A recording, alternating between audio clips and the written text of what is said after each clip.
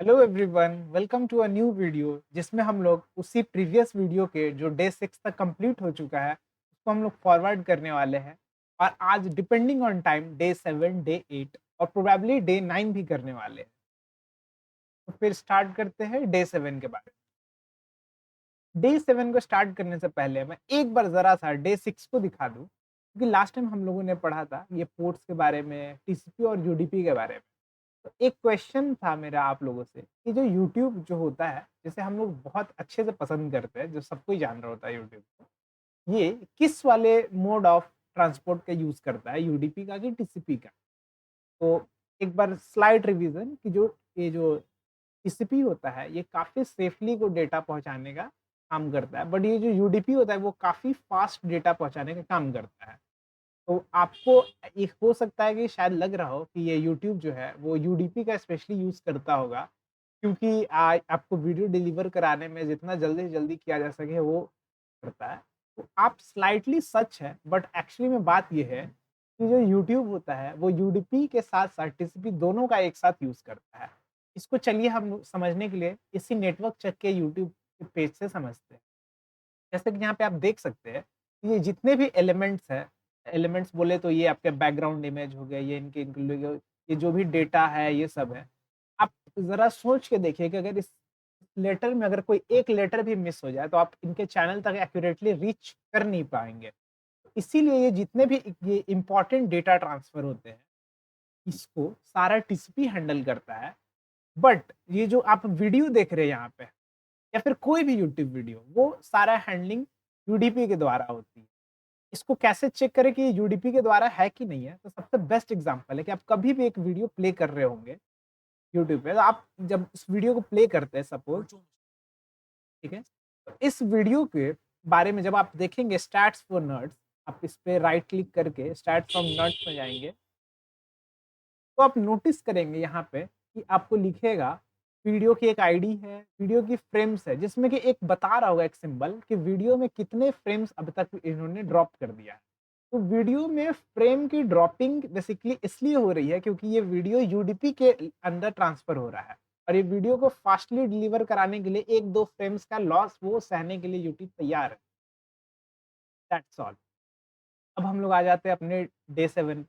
तो डे 7 पे हम लोग पढ़ रहे थे कि नेटवर्क को डिज़ाइन किस तरह किया जाता है। तो नेटवर्क का डिज़ाइन कुछ इस तरह होना चाहिए कि आपको छोटे-छोटे चीज़ों से वो नेटवर्क फ़ेल नहीं होना चाहिए। फॉर एग्ज़ाम्पल कि जैसे कि किसी ने वो आपकी वायर घर के काट दी या किसी ने अ, मतलब किसी कारण से वो एक स्विच या एक रूटर खराब हो गया, तो आपके घर पूरी तरह डिस्कनेक्ट हो जाए। ऐसे पॉइंट को, ऐसे चीज़ को कहते हैं सिंगल पॉइंट ऑफ फेलियर, ठीक है? तो नेटवर्क डिज़ाइन का पहला प्रिंसिपल ये है कि आखिर कितना भी सिचुएशन खराब हो जाए, नेटवर्क आपका डिस्कनेक्ट नहीं होना चाहिए। और ये सिंगल पॉइंट ऑफ फेलियर तब होता है जब हम लोग डेज़ी चेनिंग करते हैं।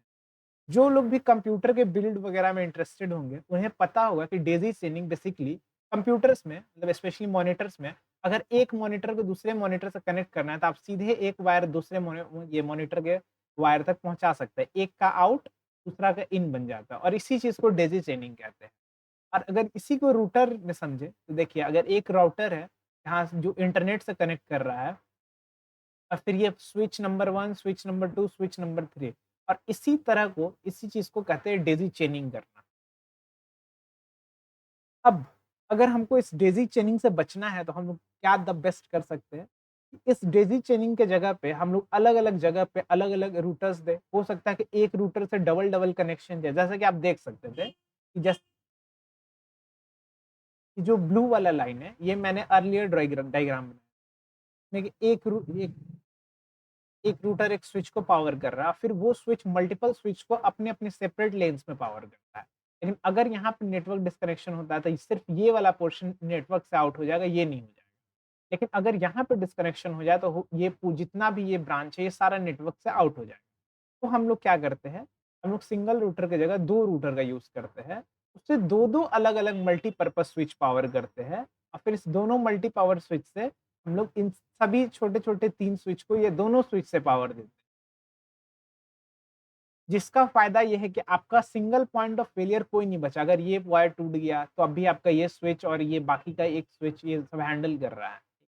होप कि इतना तो आप समझ रहे होंगे, ठीक है? अब इसी डिस्ट्रीब्यूशन को हम लोग टीयर्स में डिवाइड करते हैं, ठीक है। तो ये जो अभी अब हम लोगों ने देखा, ये 2 टियर का डिवीजन, जिसमें कि टियर 1 को हम लोग एक्सेस लेयर के नाम से जानते हैं, और ये जो फाइनली यहाँ पे जो कंप्यूटर्स होते हैं वहाँ पे एक्सेस कर रहे हैं, तो ये सबसे एंड पॉइंट्स हुए। मतलब जैसे कि आप अपने सिस्टम पे बैठे हैं, तो आपका जो सिस्टम है वो किसी इंटरनेट के डिवाइस से कनेक्ट होगा, तो वही आपका टियर फर्स्ट का एक्सेस लेयर है। और फिर वो डिवाइस किसी और स्विच से कनेक्टेड होगा, तो उसको डिस्ट्रीब्यूशन लेयर कहते हैं। आप नोटिस कर रहे होंगे कि मैंने यहाँ पे L3 और L2 लिख रखा है। L2 का मतलब होता है जो लेयर 2 था जो हम लोग का data link layer, physical layer के जस्ट ऊपर वाला लेयर। ये जो हम लोग का एक्सेस लेयर की स्विचेस होती है, ये इस सब data to data link layer के बेसिस पे काम करती है। जबकि ये जो मल्टी लेयर स्विच होती है, जो कि बहुत पावरफुल बीफी स्विच होती है, जो बहुत सारे कनेक्शंस को एक साथ हैंडल करती है, ये हम लोग की थर्ड लेयर पे काम करती है। थर्ड लेयर क्या था हमारा?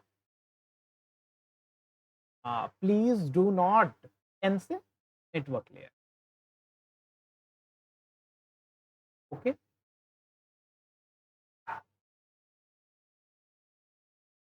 Let me clear it.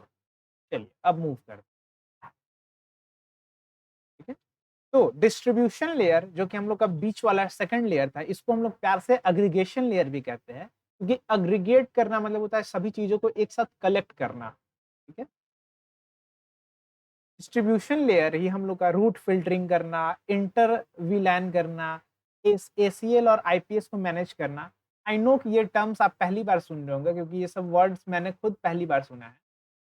But हम लोग आगे जैसे-जैसे बढ़ेंगे इन सभी वर्ड्स को डिस्कस करेंगे, और जितना भी सिक्योरिटी एस्टैब्लिश करना है, ये सब इसी डिस्ट्रीब्यूशन लेयर में किया जाता है। अब आ जाते हैं नेक्स्ट लेयर, जो कि एक्सेस लेयर, जिसको इंटरमीडिएटरी लेयर भी कहते हैं, और इसके साथ-साथ एक कोर लेयर भी होता है, जो इस डिस्ट्रीब्यूशन लेयर के भी ऊपर होता है, जो फाइनली रूटर से कनेक्ट करता है, ठीक है? हाँ, तो अब नेक्स्ट में हम लोग को एक सिनेरियो दिया गया था, जहाँ पे 3 टियर नेटवर्क का कैसे यूज़ किया जाता है एफिशिएंटली, वो बताया गया था। जैसे सपोज़ एक लोकेशन 1 है, जिसमें कि एक मल्टी लेयर वाली स्विच है, वो बीच वाली लेयर वाली डिस्ट्रीब्यूशन लेयर वाली स्विच। तो अगर इस तरह का 3 लोकेशन है, इस स्विच को जैसे कि आप देख सकते हैं यहाँ पे वायर, वायर, वायर, वायर के साथ पूरा मेश हो गया। तो हालाँकि ये एक सिनेरियो है जहाँ पे सिंगल पॉइंट ऑफ फेलियर नहीं है। लेकिन इसका ये मतलब नहीं कि ये आइडियल वर्ज़न है नेटवर्किंग का। तो अगर इसको आइडियल बनाना हो, तो हम लोग को एक और लेयर ऐड करना पड़ेगा, जिसको हम लोग कोर डिस्ट्रीब्यूशन लेयर कहते हैं। Core layer basically. ये कोर लेयर उस डिस्ट्रीब्यूशन लेयर को पास करेगा, और फिर ये डिस्ट्रीब्यूशन लेयर हर जगह के एक्सेस को। तो मतलब आप ऐसे समझ लीजिए कि ये जो सिनेरियो अभी फ़िलहाल आपको दिख रहा है यहाँ पे, इसमें बहुत सारी वायर्स हैं। ये सिनेरियो एक्चुअली में ये सिनेरियो है, अगर हम स्टार के साथ लें, तो आप यहाँ पे देख सकते हैं छोटा-सा लिखा है टोपोलॉजी विदाउट कोर। लेकिन यही अगर हम लोग बीच में 2 कोर एस्टैब्लिश कर दें, जो 2 और पावरफुल स्विचेस को एस्टैब्लिश कर दें, तो अगर इसी जगह इतना बंडलिंग नेटवर्क, इतना बंडल्स की जगह अगर सिंपली हम यहाँ पे कोर एस्टैब्लिश कर देते हैं, तो यही नेटवर्क वो देखने में काफ़ी सिंपल और बहुत सुंदर हो जाता है, ठीक है?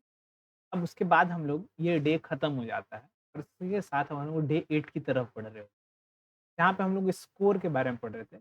जो कोर जो स्विचेज़ होती है, बीच वाली स्विचेज़, यही इंटरनेट के साथ कनेक्टेड होती है।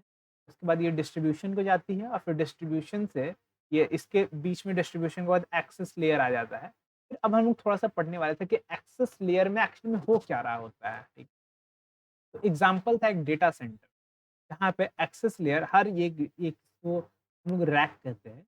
इस रैक के ऊपर में एक स्विच लगा रहता है, जो इस डिस्ट्रीब्यूशन लेयर से कनेक्टेड होता है।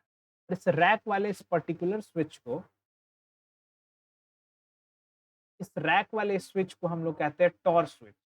टॉर यहाँ पे वो टॉर ब्राउज़र वाली टॉर नहीं है।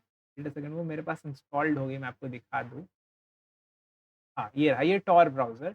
नहीं, ये वाली टॉर जो है, ये बिल्कुल भी टॉर से मतलब डार्क वेब से रिलेटेड नहीं है। टॉर का मतलब होता है टॉप ऑफ द रैक वाली स्विचेज़।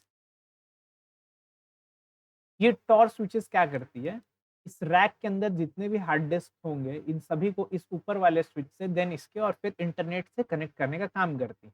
और ऐसे ऊपर टॉप टू डाउन को या फिर नॉर्थ से साउथ के ट्रैफिक को अप एंड डाउन कराने का ज़िम्मेदारी स्टॉप स्विच का हो।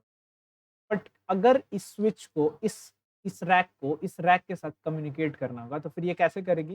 ये पहले नॉर्थ से जाएगी, देन इस स्विच से फिर होके फिर इस तरफ जाएगी। तो आप देखेंगे कि जब ऐसे बहुत सारे रॉक हो जाएँगे तो उसको बार-बार इस तरह करने में काफ़ी मेहनत लगेगा, ठीक है? इसको हम लोग ईस्ट वेस्ट ट्रैफिक के नाम से जानते हैं, ट्रैफिक के नाम से जानते हैं और इसको हॉरिजॉन्टल ट्रैफिक भी कहते हैं, सर्वर टू सर्वर। इस काम को, इस ईस्ट वेस्ट ट्रैफिक को आसान बनाने के लिए हम लोग एक नए स्पेशल तरह का स्विच यूज़ करते हैं, जिसको हम लोग स्पाइन स्विच कहते हैं। और ये स्पाइन स्विच भी लेयर 3 के बेसिस पे काम करता है। मतलब लेयर 3 के बेसिस पे काम करना मतलब ये आईपी एड्रेस के साथ कम्युनिकेशन का काम करता है, ना कि मैक एड्रेस। तो ये जो स्पाइन स्विच है, ये आपको डायरेक्टली उस रैक को इंटरनेट से जोड़ने का काम नहीं करता, जबकि ये स्पाइन स्विच एक रैक को दूसरे रैक से कम्युनिकेट करने का काम करता है, ठीक है? इससे क्या होगा, आपका फास्ट जो ईस्ट वेस्ट की ट्रैफिक होती है, वो काफ़ी तेज़ हो जाएगी। वर्चुअलाइजेशन अगर आप नहीं जानते हैं, तो देखिए मैंने ये वीडियो फ्रंट में ही रखा है कि you need to learn virtual machine. आप इस वीडियो को भी देख सकते हैं और जब हम लोग उस टर्म पे आएँगे, तो मैं उससे भी ज़रूर डिस्कस करूँगा। तो बेसिकली वर्चुअलाइजेशन जो कि सर्वर पे वर्चुअलाइजेशन हो रहा होता है, उसको मल्टीपल रैक्स का हेल्प लेना पड़ता है किसी एक काम को निकालने के लिए। इस मल्टीपल रैक्स का ये स्पीड एफिशिएंसी बनाए रखने के लिए ये लीफ और ये स्पाइन और लीफ डिज़ाइन का हेल्प लिया जाता है। इसका एक बेनिफिट ये है कि आपको एक रैक से दूसरे रैक से एक्सेस करने के लिए सिर्फ ज़्यादा से ज़्यादा 2 हॉप करने का ज़रूरत है। जैसे कि यहाँ पे मैंने सिर्फ 2 रैक रखा है, अगर मल्टीपल रैक्स में मैं रख देता हूँ, तो ये डायरेक्ट यहाँ से जंप करके इस रैक पर आ जाएगा और यहाँ से जंप करके यहाँ पर आ जाएगा। यहाँ पे मैंने ब्रांड नेम लिखा था क्योंकि ये Cisco certified network associate course है, तो आपको ये भी जानना ज़रूरी है कि सिस्को के कौन से प्रोडक्ट इस चीज़ के रिलेवेंट है। तो एक सिस्को के वेबसाइट पे आप जाएँगे तो वहाँ पे देखेंगे कि एक नेक्सस ब्रांड नेम के अंदर स्विच बिकता है और ये वही सेम स्विचेज़ ये स्पाइन लीफ डिज़ाइन के अंदर यूज़ होते हैं।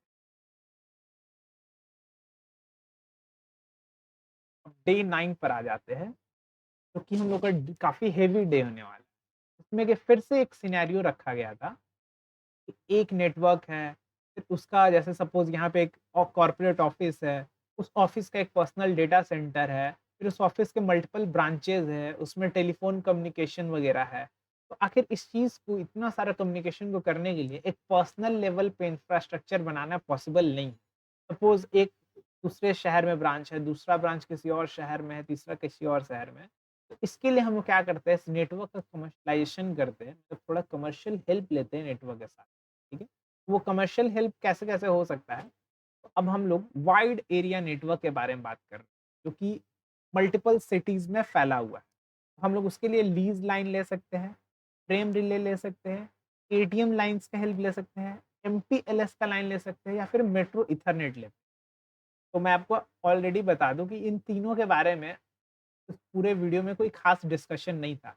लेकिन हाँ, इतना ज़रूर था कि ये सब एक्सपेंसिव होते थे और काफ़ी ओल्ड होते थे और अब यूज़ भी नहीं है। वो यूज़ नहीं होता उसे क्या कहते हैं ऑब्सोलीट, ठीक है? ये तीनों सब ऑब्सोलीट है, तो अभी हम लोग एमपीएलएस और मेट्रो ईथरनेट का यूज़ करते हैं, जो कि इन सभी से स्लाइटली चीपर, फास्टर और थोड़े मॉडर्न है। जिसमें कि ये भी अभी थोड़ा-सा डेटेड हो रहा है, क्योंकि लोग इसके ऊपर या फिर एक और नया चीज़ है वो नया चीज़ क्या है? एक सेकंड, वो नया चीज़ है आपका उम, पब्लिक इंटरनेट। पब्लिक इंटरनेट पे कुछ-कुछ स्पेशल फीचर्स लगा के स्विच कर रहे होते हैं। तो हम लोग उसको भी डिस्कस करने वाले हैं। लेकिन फर्स्ट ऑफ ऑल हम लोग डिस्कस करते हैं कि जो एमपीएलएस है ये काम कैसे करता है देखिए। जैसा कि अभी तक हम लोगों ने देखा, यहाँ पे मल्टीपल ब्रांचेज़ है, सबको एक-दूसरे से कनेक्ट होना है। तो ईदर वो या तो लीज़ लाइन का हेल्प लेंगे, उसकी स्लाइटली मतलब ये है कि एक डायरेक्ट वायर इस कॉर्पोरेट ऑफिस से इस डेटा सेंटर तक जाएगा। बट ये लीज़ लाइन बहुत स्लो काम करता था, जैसे कि मैंने स्पीड लिखा है कि जो T1 लीज़ लाइन होती है, वो 1.54 एमबीपीएस का हेल्प लेती है। और अभी आप अपने फ़ोन में स्पीड टेस्ट करेंगे जो कि इससे कहीं ज़्यादा होगा, ठीक है?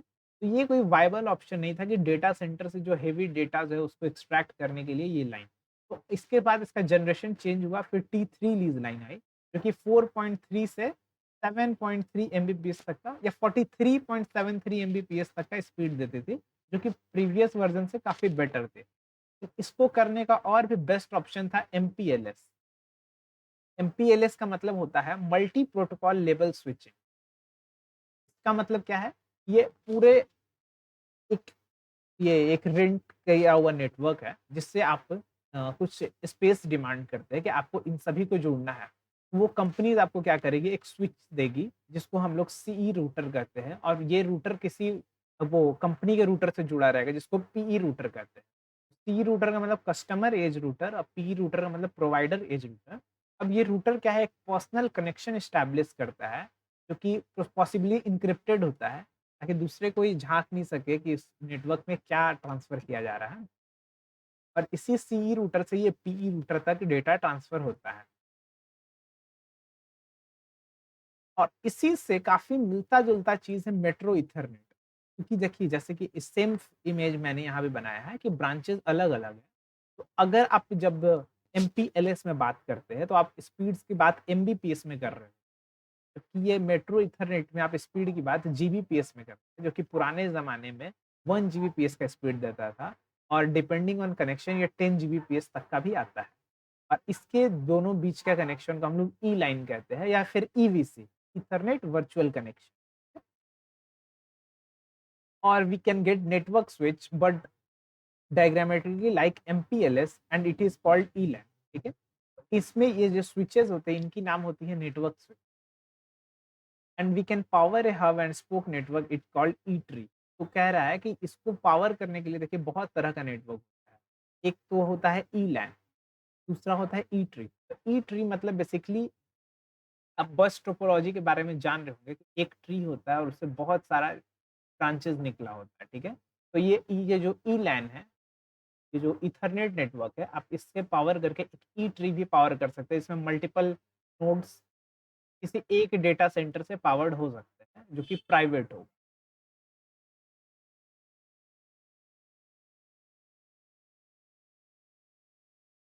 और फाइनली पब्लिक इंटरनेट। तो जब आप सोचे कि अभी तक जो हम लोग डेटा ट्रांसफर कर रहे थे वो सिक्योर मेथड से डेटा ट्रांसफर हो, है। लेकिन इस डेटा को अगर हम लोग इंटरनेट के थ्रू ही सिक्योरली ट्रांसफर कर ले तो क्या ही बात है, मतलब कोई इंफ्रास्ट्रक्चर सेटअप करने की जरूरत नहीं है, सबसे cheapest and easy affordable method में ही ये डेटा ट्रांसफर पॉसिबल हो जाएगा। तो पब्लिक इंटरनेट को हम लोग कुछ-कुछ डिवाइसेज़ का हेल्प लेके, कुछ-कुछ मेथोडोलॉजी का हेल्प लेके हम लोग थोड़ा उसको स्लाइटली प्राइवेट बना सकते हैं। तो ये मेथोडोलॉजी होता है आपका using site to site VPN. जैसे सपोज़ एक data centre, let me draw a diagram here. ये डेटा सेंटर, ये कॉर्पोरेट ऑफिस, और ये हो गया हम लोग का इंटरनेट कनेक्शन, ये हो गया हम लोग के सारे सिंपल अलग-अलग ब्रांच। ये क्या कर रहा है, एक डेटा सेंटर इस ये ब्रांच 3rd से या फिर इस ब्रांच 2nd से, इस ब्रांच 1st से, इस कॉर्पोरेट ऑफिस से, मतलब एक मेज का वर्चुअल नेटवर्क है, क्योंकि इंटरनेट जो पब्लिक इंटरनेट होता है उसके बेसिस पे बनता है। तो ये सबसे चीपेस्ट और सबसे अफोर्डेबल पड़ता है, लेकिन इसके साथ-साथ इसकी डिसएडवांटेजेस भी आ जाती है, जो कि होता है bad routes, non prioritised traffic, और ये बिल्कुल भी सेफ नहीं होता है क्योंकि इंटरनेट पे हैकर्स लोग आपके नेटवर्क पे आँख लगा के बैठे रहते हैं कि आपके नेटवर्क में एक लूपहोल मिले और वो सारा आपके प्राइवेट डेटा को एक्सेस कर सकें। क्योंकि आजकल आप देख सकते हैं एलटीटी की चैनल भी कुछ दिन पहले हैक हो गई थी, लाइनस टेक टिप्स। ठीक है? तो इसी चीज़ को हम लोग और बेटर कैसे बना सकते हैं, तो उसके लिए हम लोग यूज़ करते हैं एसडी-वैन, जो कि इंटरनेट कनेक्शन को ज़्यादा सिक्योर बनाता है। इसके रूट्स को, बैड रूट्स मतलब देखिए नॉन प्रायोरिटाइज्ड कनेक्शन और बैड रूट्स को मैं एक बार थोड़ा-सा एग्ज़ाम्पल से समझाना। जैसे कि आप इंटरनेट व्हाट्सएप कॉल तो आप ज़रूर करते होंगे। तो आप देखे होंगे कि जब आप फ़ोन में कुछ चीज़ डाउनलोड पे लगाए होंगे और फिर आप व्हाट्सएप कॉल करेंगे तो आपके कॉल की वॉइस काफ़ी फँसनी, अटकनी चालू हो जाएगी। इसलिए कि इंटरनेट पे किसी एक चीज़ को प्रायोरिटी अभी तक नहीं दिया जा सकता है। लेकिन इसके लेकिन एसडी-वैन को इंक्लूड करा के उसको प्रायोरिटाइज़ मतलब कनेक्शंस को प्रायोरिटाइज़ करके, जैसे किसी चीज़ को बहुत ज़्यादा इंटरनेट का ज़रूरत है, किसी को बहुत कम डेटा सेंड करना है बट उसको हर क्रिटिकल मोमेंट पे डेटा सेंड करना होता है, तो उस चीज़ को प्रायोरिटी आप दिला सकते हैं एसडी-वैन का यूज़ करके। ठीक है? लेट मी चेक कि एसडी-वैन की फुल फॉर्म क्या होती है? SD-van SD-van software defined wide area network.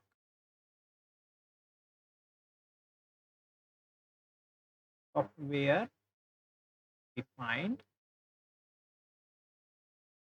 Wide area network. और इसी से हम लोग का डे 9 भी खत्म होता है और अब डे 10 के लिए हम लोग एक नेक्स्ट वीडियो, होप सो आप इतना समझ रहे होंगे और नेक्स्ट वीडियो के लिए इस चैनल को सब्सक्राइब कर लीजिए। मैं बहुत जल्दी नेक्स्ट वीडियो लाऊँ। Thank you very much.